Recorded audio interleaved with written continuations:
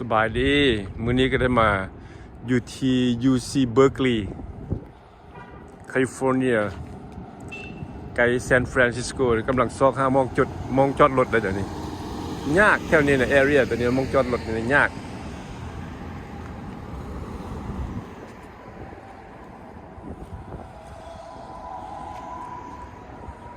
อันนี้ก็เป็นทางวันเวย์ที่ขึ้นลงเพราะเราซอกจอดรถบ่ได้นี่ก็เลยวนไปวนมาอยู่แถวนี้แหละ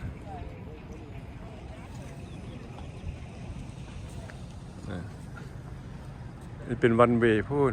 เราประหอดลุ่มพูดแหละ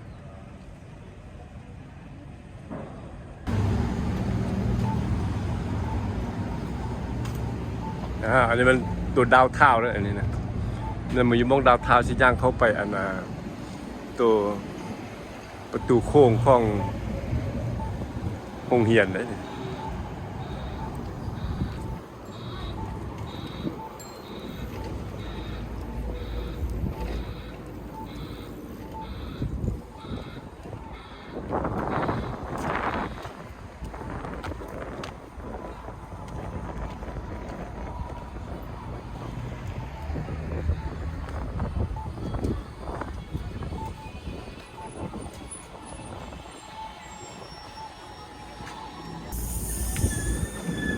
มื้อนี้ก็เป็นมื้อที่สอง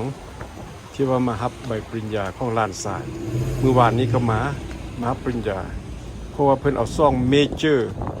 บาทเดียวเลยเด้มื้อวานนี้แม่นรับปริญญาเกี่ยวกับlegal studies มื้อนี้เพิ่นจะรับปริญญาเกี่ยวกับ media studies เพิ่นเอาซ่องเมเจอร์พร้อมกันเลยเด้เอาไปเบิ่งนำกันเลย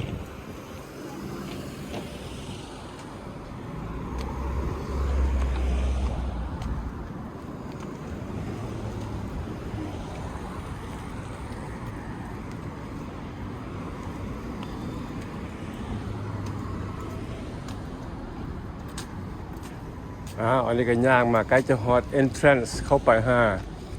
UC Berkeley แล้ว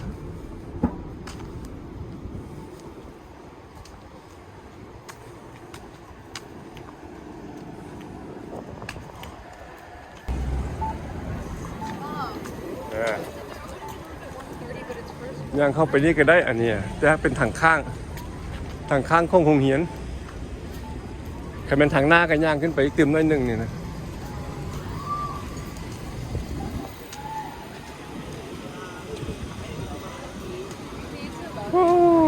โทษคนมางานgraduation นี้เต็มเลยมื้อนี้นะพวกนักเรียนที่เพิ่นจะไปรับใบปริญญาด้วยนี่พวกนี้นะนุ่งชุดนี้หมดแล้วนี่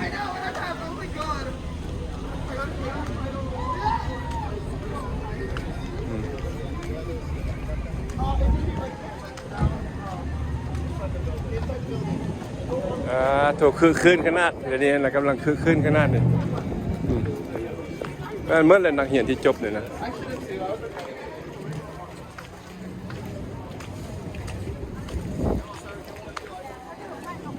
ตรงนี้มัน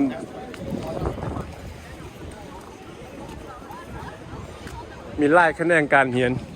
ผู้จะเรียนแต่ได้ก็มีมันเป็นbachelor degree พวกนี้จะเข้าmedia study หรือว่า law study มันมี2คะแนนจะรับใบปริญญามื้อนี้อันนี้มันประตูโค้งใหญ่เข้าไป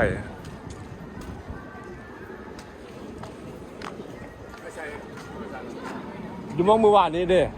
มองไปวานนี้ไปแม่ไปอยู่มองมาบ้านนี้แม่มองตุดเทศเถอะฮะลงไปได้ไปนี่ก็ได้ไปนี่ก็ได้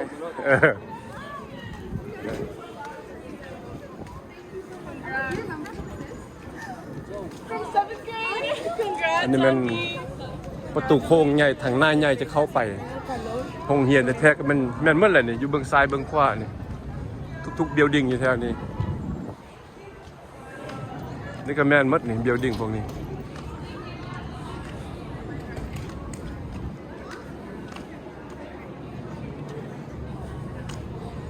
ลงไปตัวนั้นแหละมันมีขั้นใดลงไปบนนั้นเลย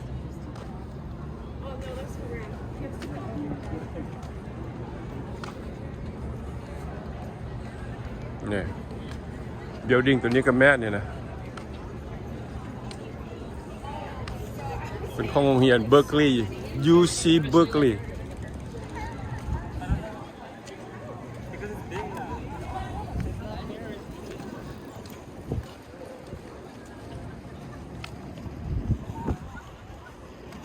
มองที่จบโรงเรียนพุ่นนั้นมองทางข้างนี่ทางข้างนี่นี่ลงไปขั้นใดไปลุ่มพุ่น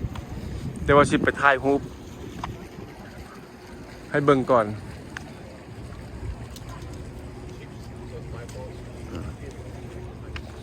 แม่นเมื่อนักเรียนมาถ่ายรูปไว้เป็นที่ระลึกถ่ายรูปเอาประตูโค้งเนี่ยนะ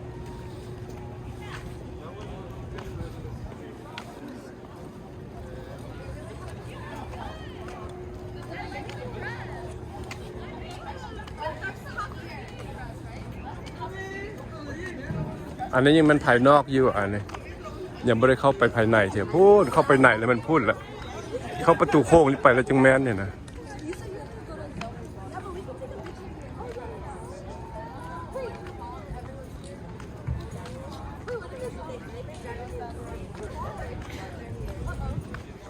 หลายคนก็มาถ่ายรูปเอาประตูโค้งตัวนี้ไว้เป็นที่ระลึกเพราะทางเข้าทางออกนี่ก็จะมีแต่ทางเดียวนี่เด้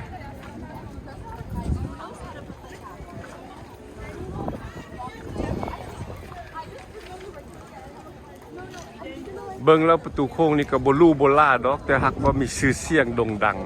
เพราะว่ามันเป็นที่โรงเรียนที่สร้างมาแต่เก่าแก่เป็นโรงเรียน UC Berkeley ที่ว่าดังที่สุดอยู่ในแคลิฟอร์เนียทางอีสต์ทาง West Coast ทาง Pacific Coast ทาง East Coast ก็มีชื่อเสียงดังไปอีกแต่ละห้องโรงเรียนแต่ทาง West Coast มันก็ดังไปของแต่ละโรงเรียนจะถ่ายรอบๆให้เบิ่งนี่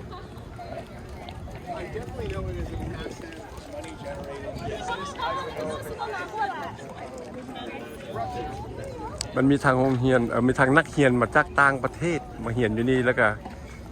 นักเรียนภายในอันนี้มันอยู่ทางหน้าประตูโค้งทางนอก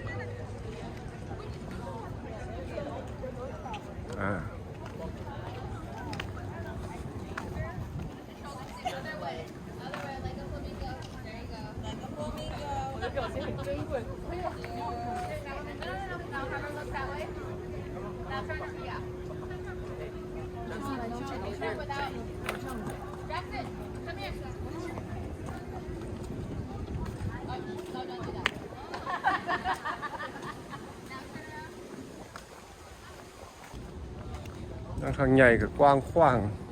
อลังการโดยคนเพิ่นกำลังมาถ่ายรูปเอาไปไว้เป็นที่ระลึกพวกคนที่จบโรงเรียนพวกที่ว่ามาเป็นพ่อแม่น้องพี่น้องมาสนับสนุนการจบโรงเรียนของลูกของหลานของน้องของเมี่ยงก็ว่าไปใช่ไหมพวกนี้เป็นพวกคนต่างประเทศที่ส่งลูกส่งเต้าส่งลูกส่งหลานมาเรียนเลยเป็นมือเพิ่นจบแล้วเพิ่นก็มาเตรียมให้ความซัพพอร์ตครับปริญญาจบโรงเรียนเด้นางขึ้นไปเทียงพูนทุกๆบิลดิ้งมีความหมายหมดเพราะมีความหมายไปเรียนแต่ละแขนงแต่ละภาคส่วนอยู่นี่หมดผู้ใดจบโรงเรียนนี่ก็ถือว่ามีชื่อเสียงโด่งดังอยู่ UC Berkeley University California Berkeley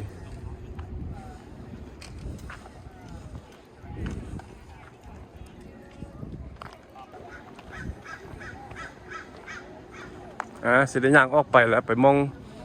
ตัว Building Hall ที่เพิ่นจะจัดทับใบปริญญาได้เพิ่นสลองงานกันอยู่มองหนึ่งอันนี้มันมองโรงเรียนมาถ่ายให้เบิ่งซื่อๆแต่กำลังสิย่างไปมองที่ว่าพิธีเพิ่นจะเปิดทับใบปริญญามื้อนี้นะ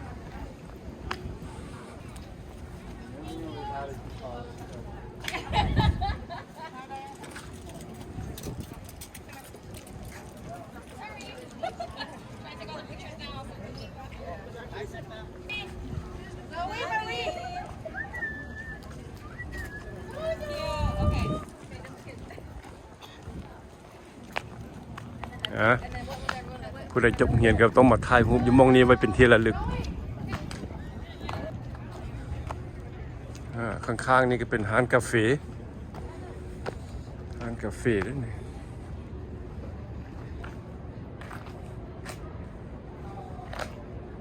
UC Berkeley Atlantic Study Center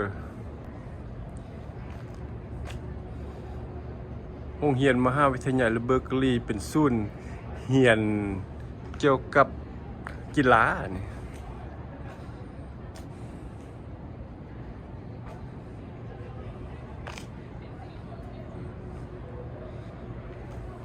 คุณบิลดิ้งตัวนี้นี่แหละตัวที่จะไปรับเอาใบปริญญารับพิธีเบิลดิ้งก็สิลงไปลุ่มอะไรนี่นะ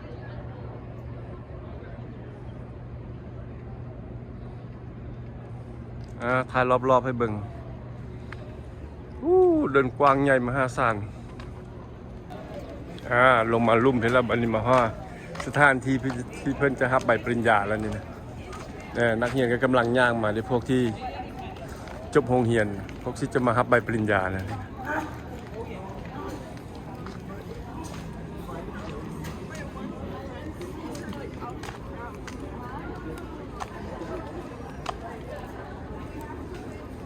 ก่อนจะเข้าไปไหนเนี่ยก็ต้องได้มีการกวดค้นบนกวดมีการกวดเพื่อความปลอดภัยเนาะต้องมีการกวดด้วยความปลอดภัย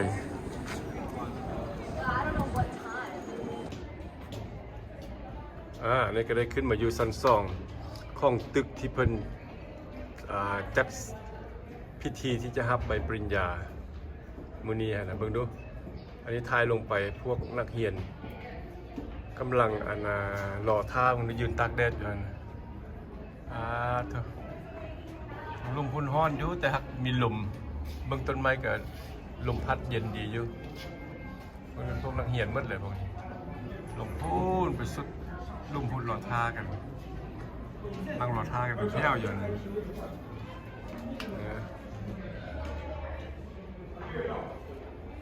นี่ก็เป็นมาอยู่ชั้น2เลย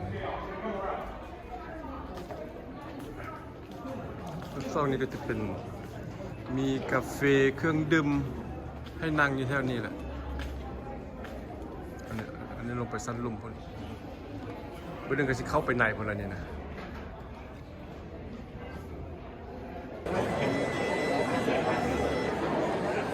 เมื่อนี้ก็ได้เข้ามาอยู่ทางในไปแล้วเมื่อนี้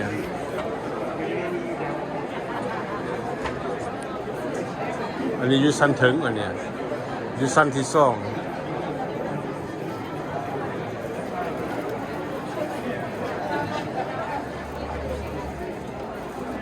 ชั้นที่2ถ่ายลงเป็นลุ่มพุ่นมัน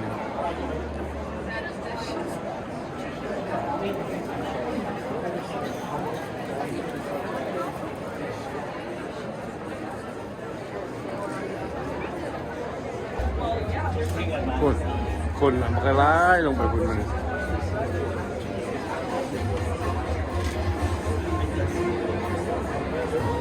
ยลงไปบนมันสั้นลุ่มมัน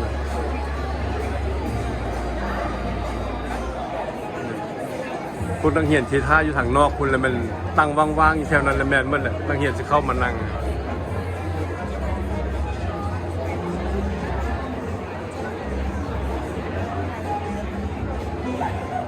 นักเรียนนั่งทางลุ่มพุ่นนักเรียนมึงดูพวกที่ว่าพ่อแม่พี่น้องลุงป้า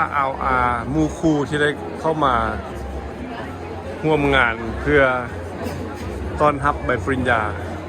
ไปไล่เต็มเลยนะทางชั้น1ชั้น2อันนี้มันชั้น2พุ่นชั้น3พุ่นก็มีเต็มหมดเลย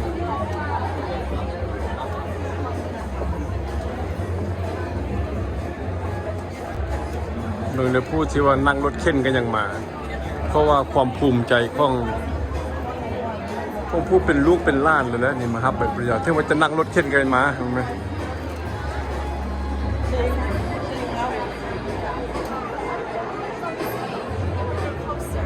ลำบากขนาดได้นั่งรถเข็นมาเพิ่นก็ยังมาหมด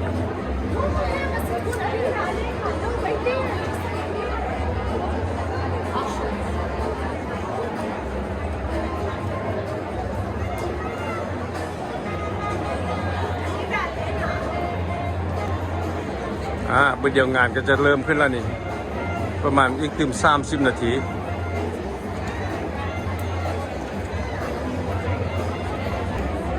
มื้อนี้มารับงาน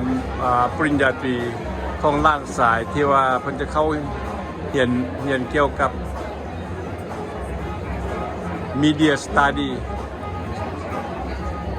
เมื่อวานนี้ที่ว่าเพิ่นรับปริญญาตรีไปอีกตึมดีกรีนึงแล้วเมื่อวานนี้เป็นดีกรีของ Law Study เรียนเกี่ยวกับทางกฎหมายแล้วมื้อนี้เพิ่นเอาอีกตึมดีกรีนึงก็เป็น Bachelor Degree Multimedia Studyงานได้เริ่มขึ้นแล้วนี่เริ่มแล้วงานนี่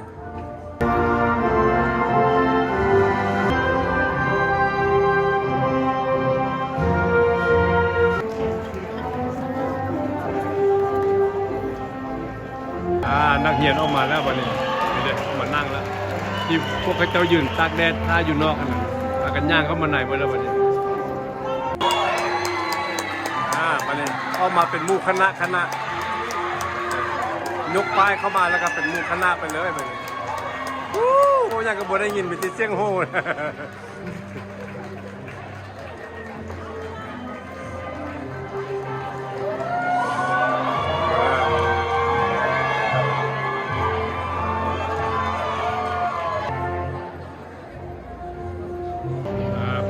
พวกศาสตราจารย์พวกนี้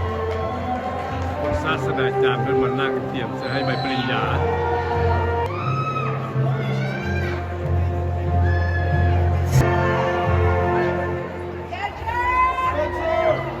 Spencer surrender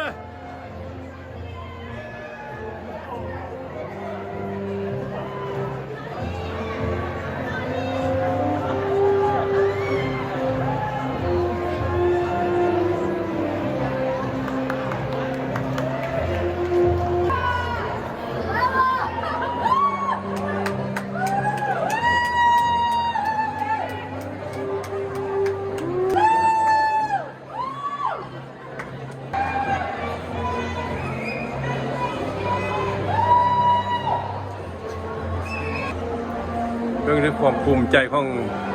ผู้เป็นพ่อเป็นแม่เป็นปู่เป็นย่ายืนขึ้นโบกมือใส่จักเห็นบ่เห็นก็บ่ฮู้ เพราะคนหลายได้โบกมือใส่ก็ดีใจแต่ว่าเข้าสิบ่เห็นดอกเพราะมันหลายคนโพดแต่มาก็แบบมาสนับสนุนกันซื่อๆนี่แหละบางคนก็ฮ้องใส่กันจนว่าเจ็บคอไปหมดละเสียงไห้ไปหมดเลยบางคนก็ฮ้องได้ฮ้องว่าจนคอแหบพวกนี้พวกเป็นป้าเป็นลุงของ Spencer supporter ได้ซะ supporter sponsor นั่นเบิดนั่นเบิดน่ะ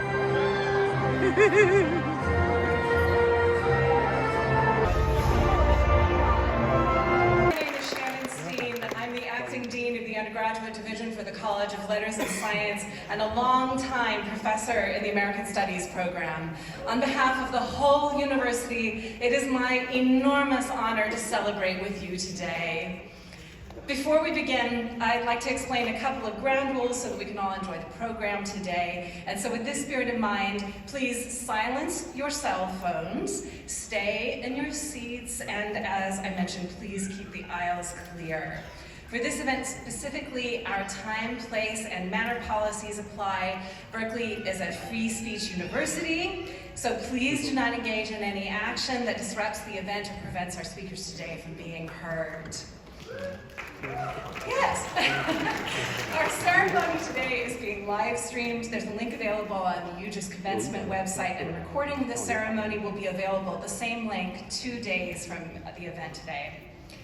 I'd also like to take one moment more seriously to recognize that UC Berkeley sits on the territory of Huichin, the ancestral and unceded land of the Chochenyo-speaking Ohlone people, the successors of the sovereign Verona Band of Alameda County. This land was and continues to be of great importance to the Muwekma Ohlone tribe and other familial descendants of the Verona Band.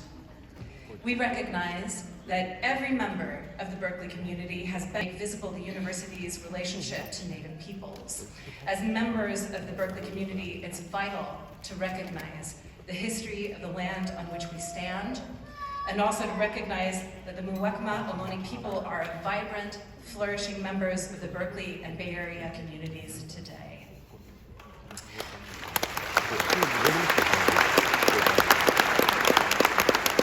And now our celebration. Today, we celebrate you, our graduates in American Studies, in the Interdisciplinary Field Studies major, and Media Studies.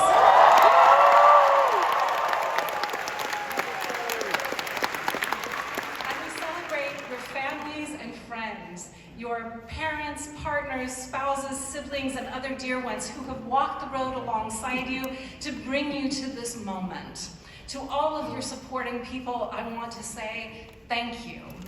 Thank you for sharing your loved ones with us for this time. Thank you for cheering them on and helping them and inspiring them. Thank you for encouraging them when things were hard. A Berkeley degree is in some ways an individual accomplishment. The people crossing this stage today worked hard to be here. But it's also a communal accomplishment. You had their back. And genuinely, that makes all the difference in the world. To our graduates today, earning a Berkeley degree is no small accomplishment. You have worked your way through exams and papers and lab reports and problem sets and studio projects and theses. You navigated horribly impacted classes and probably the universe's most infamous bureaucracy. You know how to wait in a line, and more importantly, you know how to persist to get what you need and want. And I do not kid you when I tell you, you have no idea how well those skills will pay off for the rest of your life.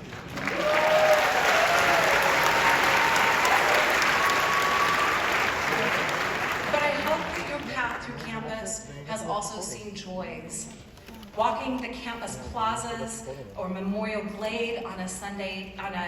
day, sitting with the studious hush of the libraries, swimming in one of the outdoor pools, hearing the chimes of the campanile die on the breeze, hearing the cacophony of the Cal band leading the crowd at one of the Bears games, or chasing ideas with other people who like to geek out as much as you do into the wee hours of the morning.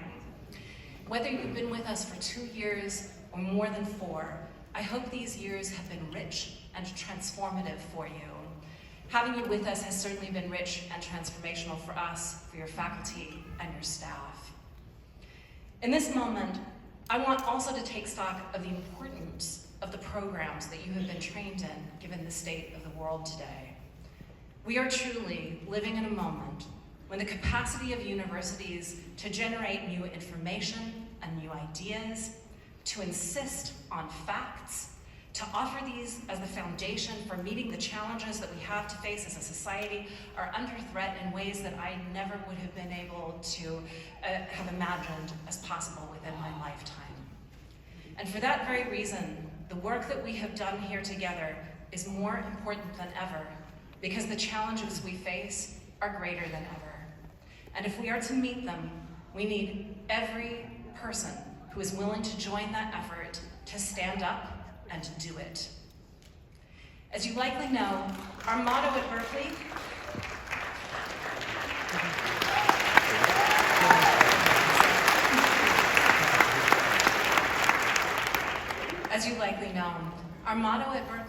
is Fiat Lux, or let there be light. I think on our campus, we sometimes talk about the light as part of our brilliant faculty who garner awards and accolades by the armful. But today, I'm telling you, you are the light.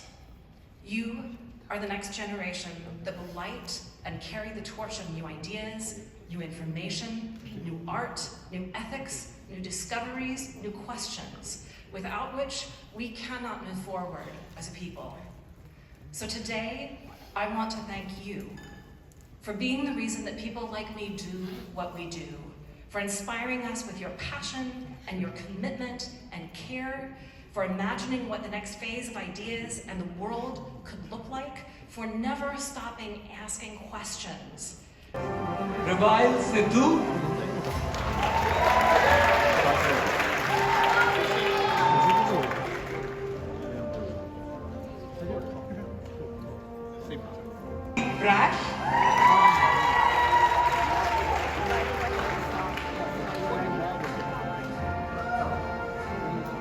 Marel Julia Iwa Hori.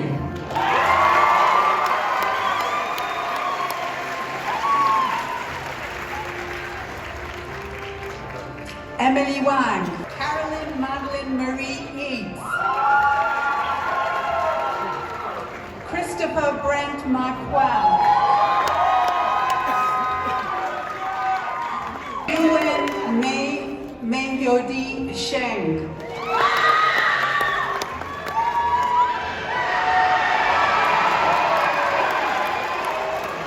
Jack Lawrence Curran. Spencer Christian.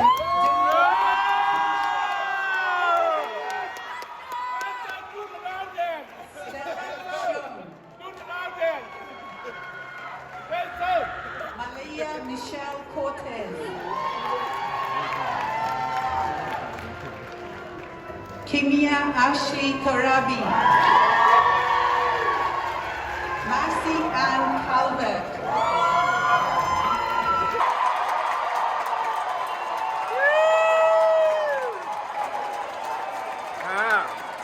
ที่ว่าเป็นใกล้สิแล้วรอบงานนี้อ่ะ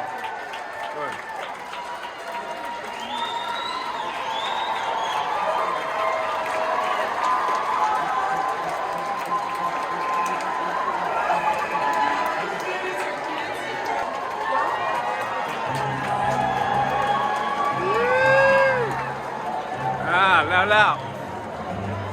จบไปงานนี้พิธีนี้จบไปแล้วโอ้คือคืนขนาดส่องฟักฟังนี่อันนี้เป็นพวกที่ว่า Media Study นี่เป็นพวกที่ว่าเรียนเกี่ยวกับพวกจะไปเป็นดาราแสดงจะไปเป็นพวกหนังสือพิมพ์จะไปเป็นพวกทีวีทอล์กโชว์โฮสต์พวกพิธีกรทีวีนั่นก็เป็นไล่แนวพวก entertainment ไปบันเทิงไปไล่แนวพวกมีเดียนี่นะอันนี้แหละมื้อนี้นะพวกนักเรียนพวกนี้จะ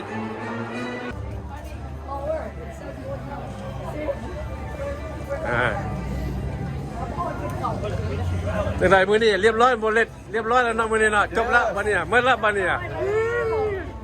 ไฟนอลแล้วมื้อสุดท้ายแล้ว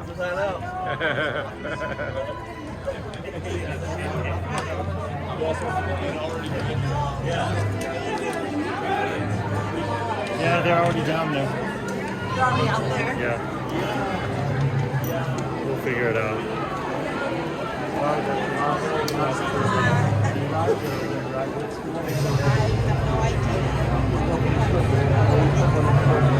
ที่โทรเบิ่งทุกคนแล้วเธอไล่ว่า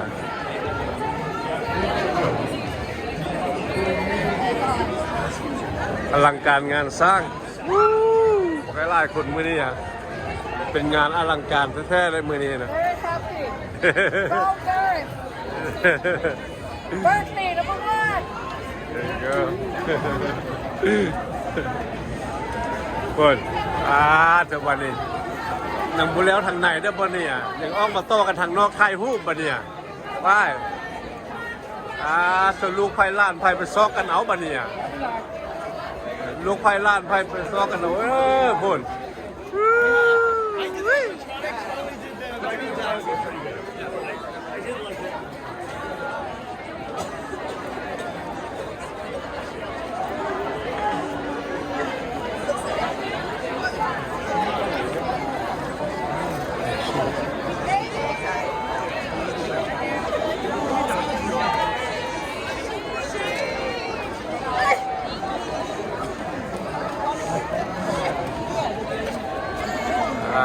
ที่ตรง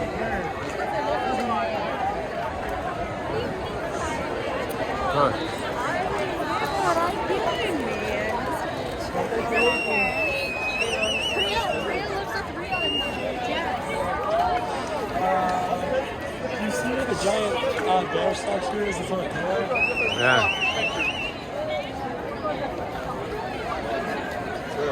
นี่ก็มูวี่สตาร์นี่นะ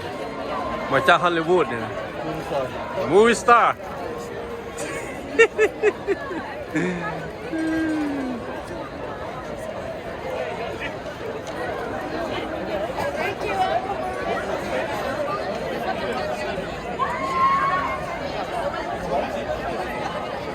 จังได๋ความรู้สึกลูกชายมื้อนี้น่ะเว้ามึงเด้อ โอ้ดีใจจบแล้ววันนี้นะ โอ ขอบ เค ใจเด้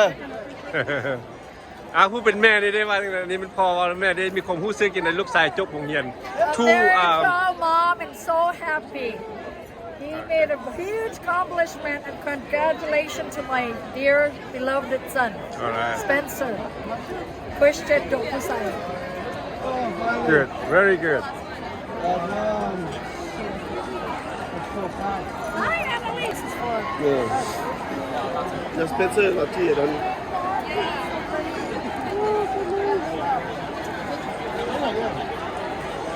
งานจบโรงเรียนของสเปนเซอร์ดวงภูไซเนาะลูกชายของมอเลตหรือว่าคริสเตียนดวงภูไซมื้อนี้เป็นงานได้ปริญญาตรีเกี่ยวกับเรียนพวกมีเดียสตัดดี้เกี่ยวกับพวกบันเทิงพวก Media law. Media and Law โอเคหรือว่านี่ได้ดีกรีของLaw Study เนาะLegal โอเคมื้อนี้มัน Media Study Media law policy. ได้2-3 major เพิ่นนำกันได้บ่ง่ายเด้อ A huge accomplishment to our son, Spencer. Wow.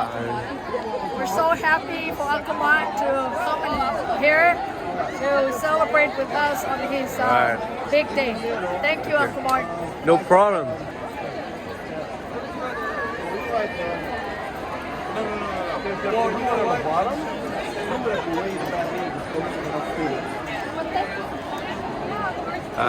Thì thôi. Làn bắc cung quang đi.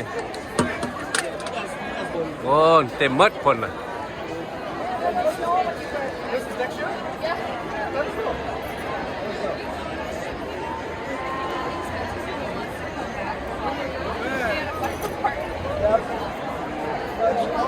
โอ้คือคืนขนาดนี้ที่ลึกขนาด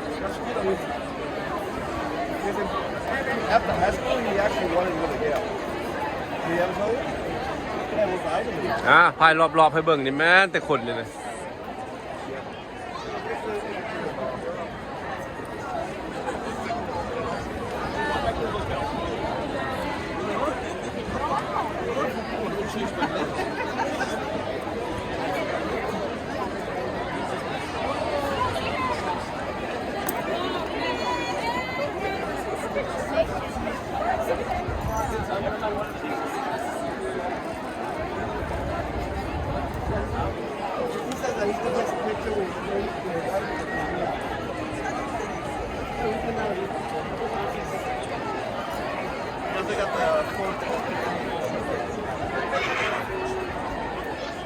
เฮ้ย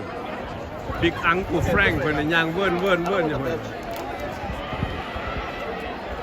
ลุงใหญ่ได้เด้น่ะ ลุงใหญ่ย่างเวิ้นอยู่เพิ่น Oh, that's beautiful.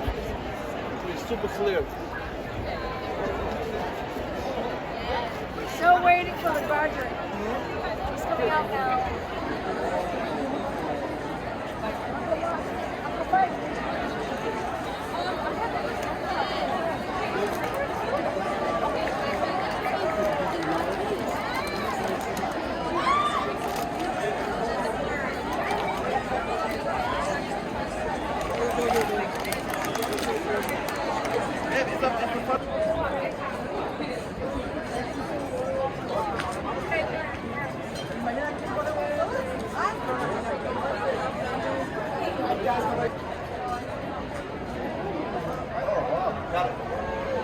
อันนี้มันลูกชายเพิ่นนี่นะสเปนเซอร์ดงพูไซ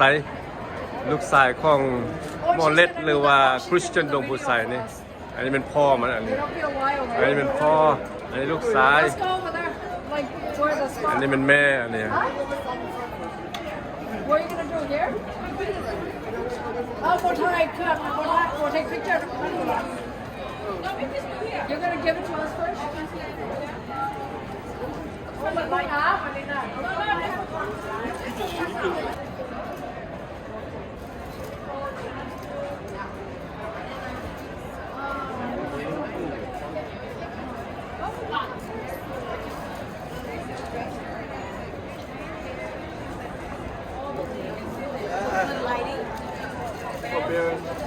ก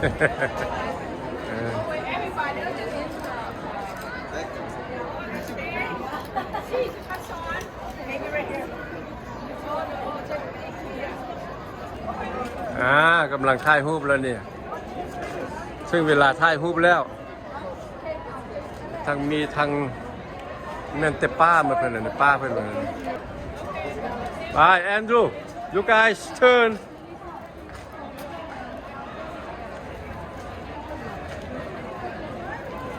อันนี้ก็แม่นไอ้น้องเขาเจ้าเลยนะคาสันบ่แม่นไอ้น้องลูกเอ้ยลูกน้องกัน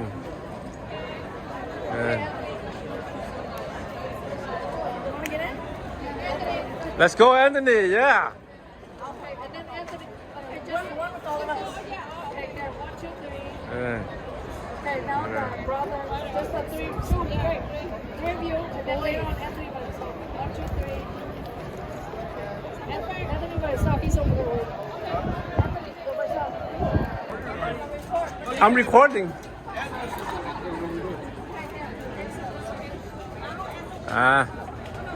อันนี้มันถ่ายรูปแบบ family ได้บ่านี่เฮ้ยมึงดูเท่านี้ก็มันเต็มมือกล้องหมดเลยนี่ There's a cameraman นี่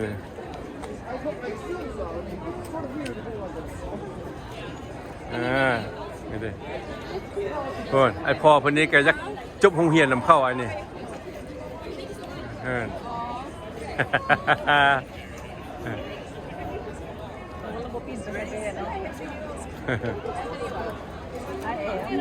Okay, you do video then. ก็สอนจะต้องไปเห็นหน้าแม่พร้อมแม่จะนั่งไปวิดีโอออมแล้วก็สอน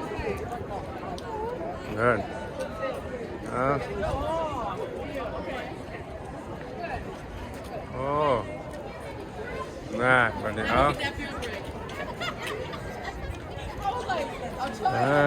อันนี้ก็เป็นลูกกตัญญูรู้จักบุญคุณของพ่อแม่นี่นะพ่อแม่ส่งเสริมทำเฮียนมามันก็รู้จักบุญคุณได้นี่นะรู้จักคาบรู้จักไหว้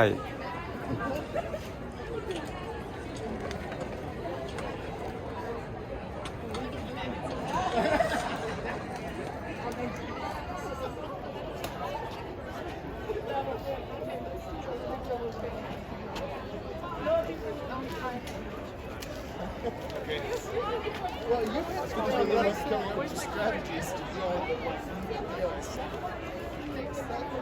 I mean, that's true leadership. That's addressing things. เบี่ยงให้มันดีๆให้งามๆโลด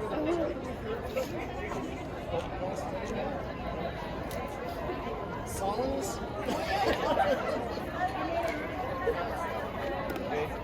Ready?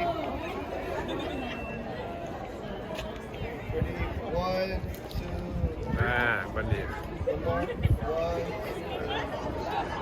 เป็นรูปครอบครัวแบบทาวรแล้วบัดนี้สเปนเซอร์เป็นคนสเปนเซอร์เป็นคนสลัดเย้ Good boy.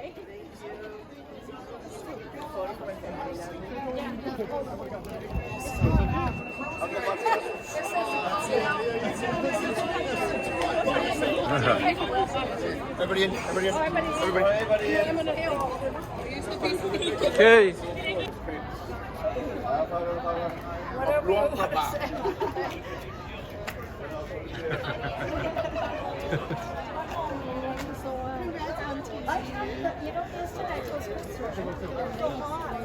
Yeah, me too.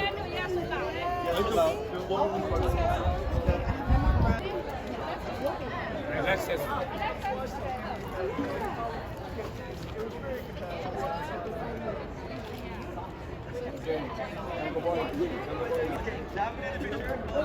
ดู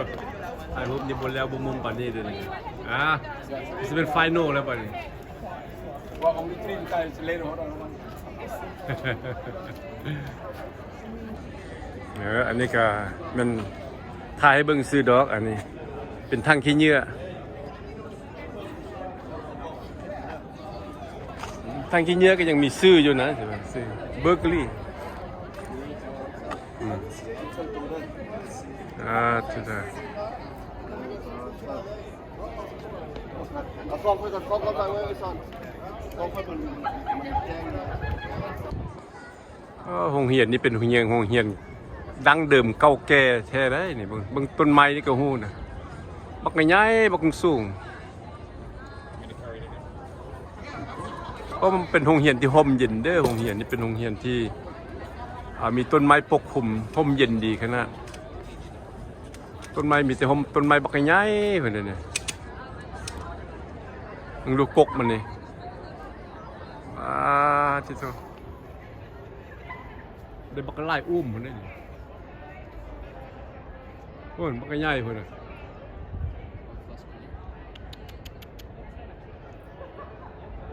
ทั้งใหญ่ทั้งสูงโอ้ย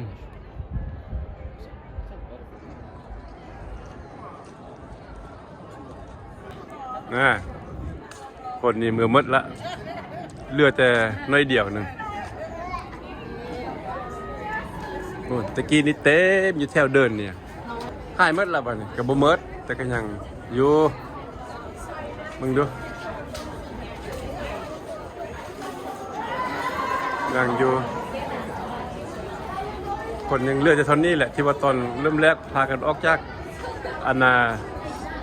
นี่เนี่ยออกจากประตูออกมานี่ลุดเต็มเดินนี่วันนี้ก็ยังเหลือแต่เท่านี้หนึ่งแล้วคน